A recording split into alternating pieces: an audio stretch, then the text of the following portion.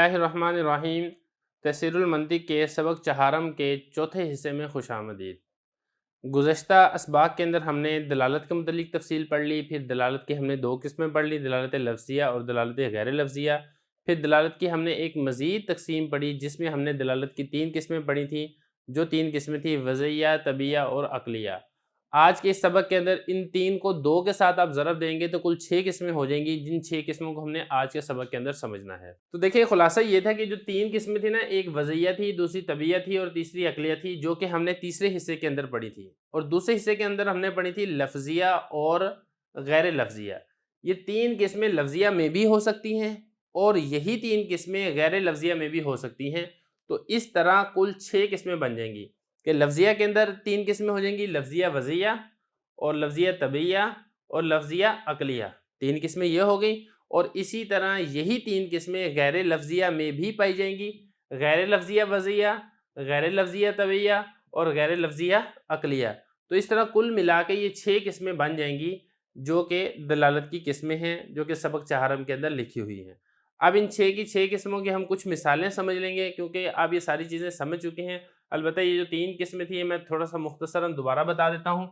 दलालत गैर लफ्ज़िया के अंदर क्या होगा, बल्कि शुरू से आप देख लें। दलालत लफ्ज़िया वज़इया में क्या होगा कि दाल लफ्ज़ होगा और उसमें वज़ा का भी अमल दखल होगा, यानी इंसानों का मुकर्रर करदा कोई लफ्ज़ होगा जिससे मदलूल की तरफ रहनुमाई हासिल हो रही होगी, तो ये लफ्ज़िया वज़इया है। और दूसरी किस्म दलालत लफ्ज़िया तबिया में क्या होगा कि दाल कोई ऐसा लफ्ज़ होगा जिसमें तबीयत के इक्तिज़ा का, तबीयत के तकाज़े का अमल दखल होगा। तबीयत तकाज़ा करेगी जिसकी वजह से इंसान वो लफ्ज़ अदा करेगा, तो जिससे मदलूल की तरफ रहनुमाई और दलालत हासिल होगी। और तीसरे नंबर पर था दलालत लफ्ज़िया अक़लिया। दलालत लफ्ज़िया अक़लिया में क्या होगा कि दाल कोई लफ्ज़ होगा लेकिन इंसान की अक़ल बता देगी, इस लफ्ज़ के ज़रिए से बता देगी मदलूल का। तो मदलूल की तरफ जो रहनुमाई हासिल हो रही है होगी तो लफ्ज़ के ज़रिए से, लेकिन उसमें सारा अमल दखल अक़ल का होगा, वज़ा और तबीयत का कोई अमल दखल नहीं होगा। इसी तरह बाकी तीन किस्मों में भी ऐसे ही है। दलालत गैर लफ्ज़िया वज़इया में जो दाल है वो लफ्ज़ नहीं होगा, लफ्ज़ के अलावा कोई भी चीज़ हो सकती है, लेकिन वो चीज़ जो भी होगी वो इंसानों की मुकर्रर करदा चीज़ ही होगी, जो कि आपको मदलूल की तरफ रहनुमाई और ख़बर दे देगी। इसी तरह गैर लफ्ज़िया तबिया में दाल लफ्ज़ नहीं होगा, लफ्ज़ के अलावा कोई चीज़ होगी, लेकिन जो भी चीज़ होगी वो तबीयत के तकाज़ा करने की वजह से होगी, जो आपको मदलूल की तरफ रहनुमाई कर देगी, मदलूल का पता बतला देगी, मदलूल की ख़बर दे देगी।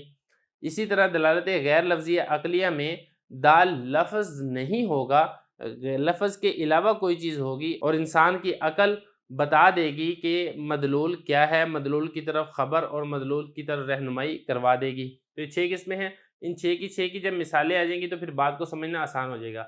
दलालत लफ्ज़िया वज़इया में आप पहली मिसाल समझ लें, किताब।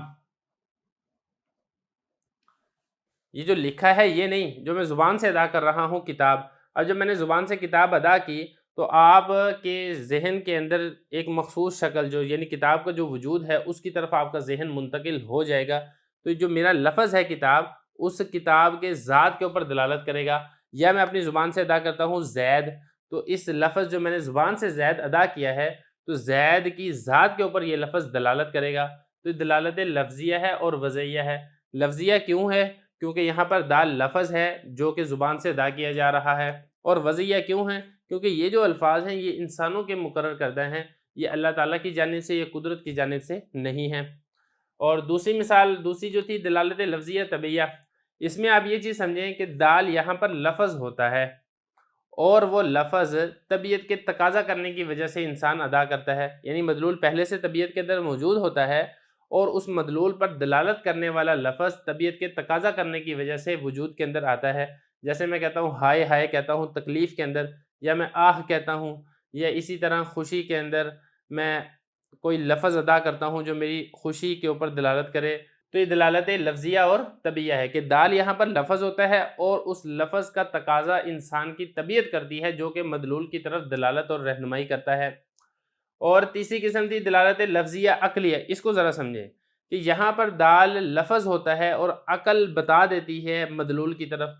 मिसाल के तौर पर आप कमरे के अंदर बैठे हुए हैं اور کمرے کے باہر کوئی شخص کہتا ہے دیز. اب دیز اس نے لفظ تو ادا کیا ہے. یہاں پر آپ ایک چیز اور سمجھ لیں کہ لفظ کی دو قسمیں ہیں. ایک لفظ معنی دار لفظ ہوتا ہے، یعنی اس کا کوئی نہ کوئی معنی ہوتا ہے، جیسے کتاب ہے اس کا ایک اپنا معنی ہے، زید ہے اس کا ایک اپنا معنی ہے. اور بعض الفاظ ایسے ہوتے ہیں جن کا کوئی معنی نہیں ہوتا، جیسے دیز ہے، یا ہم کہتے ہیں پانی کے ساتھ ہم کہتے ہیں پانی شانی پی لو، روٹی کے ساتھ ہم کہتے ہیں روٹی شوٹی کھا لو. اب شوٹی ہے یا شانی ہے، وانی ہے، ان الفاظ کا کوئی معنی نہیں ہوتا، لیکن ہوتے یہ بھی لفظ ہیں. تو آپ کمرے میں بیٹھے ہوئے تھے، کمرے کے باہر کسی نے کہا دیز. اب اس دیز کا لفظ تو اس نے ادا کیا لیکن اس کا کوئی معنی نہیں ہے. جب آپ نے یہ لفظ سنا تو آپ کی عقل فوراً آپ کو بتا دے گی کہ باہر کوئی نہ کوئی شخص موجود ہے جس نے یہ والا لفظ ادا کیا ہے. تو اس لفظ کے ذریعے سے جو لفظ آپ نے سنا ہے اس شخص کی ذات کے اوپر دلالت اور رہنمائی حاصل ہو جائے گی. تو اس کو کہا جاتا ہے دلالت لفظیہ اور عقلیہ. اور ضروری نہیں ہے کہ دیز ہی اس نے کہا ہو، اس نے کوئی اور بھی لفظ کہہ سکتا ہے، اور ضروری نہیں ہے کہ وہ مہمل لفظ ہی کہا ہو، وہ مہمل کے ساتھ ساتھ کو معنی دار لفظ بھی کہہ سکتا ہے. مثال کے طور پہ اس نے کہا کتاب، تو اب کتاب یہاں پر دو دلالتیں حاصل ہوں گی. ایک تو یہ کہ ذات کتاب کے اوپر دلالت حاصل ہو جائے گی کہ جو کتاب کا وجود ہے، یہ تو ہو جائے گی دلالت لفظیہ اور وضعیہ. اور دوسری یہ کہ اس شخص کے بولنے کی وجہ سے اس شخص کے اوپر بھی دلالت حاصل ہو جائے گی. آپ کو پتہ چل جائے گا کہ باہر کوئی نہ کوئی شخص موجود ہے. یہ دلالت لفظیہ عقلیہ ہوگا. آج کے سبق کے اندر ہم نے ان تین قسموں کو سمجھ لیا ہے. جو باقی تین قسمیں ہیں وہ ہم انشاءاللہ اگلے سبق کے اندر سمجھیں گے.